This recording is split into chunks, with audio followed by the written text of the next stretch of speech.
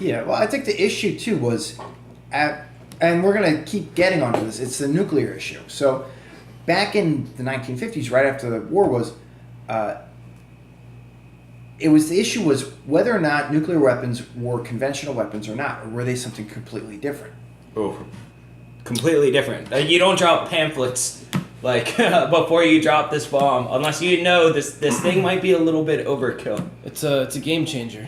It was an absolute game changer. It was a game changer, and I think we knew it, which is why we were dropping pamphlets over Japan before we nuked, Hiroshima and Nagasaki. Also, when Russia became nuclear, we weren't. We weren't. Yeah, fucking Homer Simpson over here. Nuclear. We weren't as judicious with dropping bombs anymore. It kind of was like a checks and balances. And I think, I don't actually think North Korea necessarily needs to denuclearize because I think it's another checks and balances. I just think they just need to stop being dicks, Okay, all right. So we'll keep that. So I think we're all in agreement that the nuclear bomb is, like you said, a game changer. That is something that it's not a conventional weapon. It's an unconventional weapon. It's an ungodly weapon. Yeah.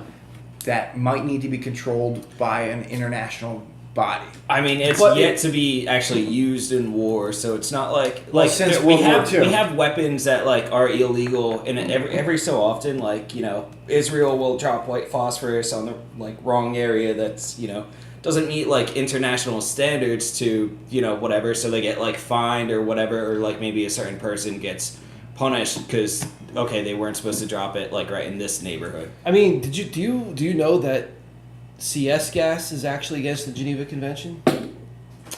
I don't know what CS gas is though. What's CS? It's CS gas is like tear gas on steroids.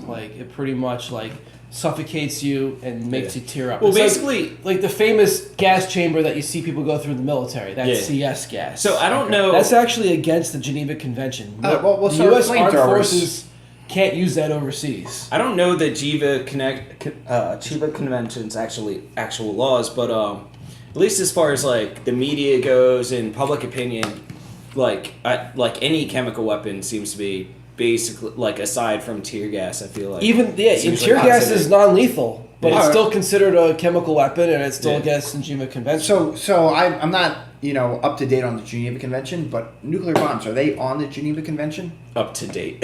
I'm not. No, I've never thought about slaughtering a bunch of people or using tear gas or one fell swoop or phosphorus. Yeah, that hasn't been on my agenda lately.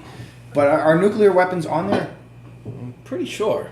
Okay, so it would be a violation of the Geneva Convention to use nuclear weapons. It would be. But I think in the international community, we'd rather see nuclear weapons or white phosphorus or other but the thing is, chemical weapons. I would parody nuclear weapons with firearms, right? So whenever have you heard lately with all these bills of they're trying to outlaw bump stocks, they're trying to outlaw this, and no one's turning them in. Right. So, I don't think these countries are going to just turn in their nuclear weapons because they know other countries have them and they know they're not going to turn them in either. So it's always going to be this constant, stalemate. And I really think there is, a parity between firearms and nuclear weapons.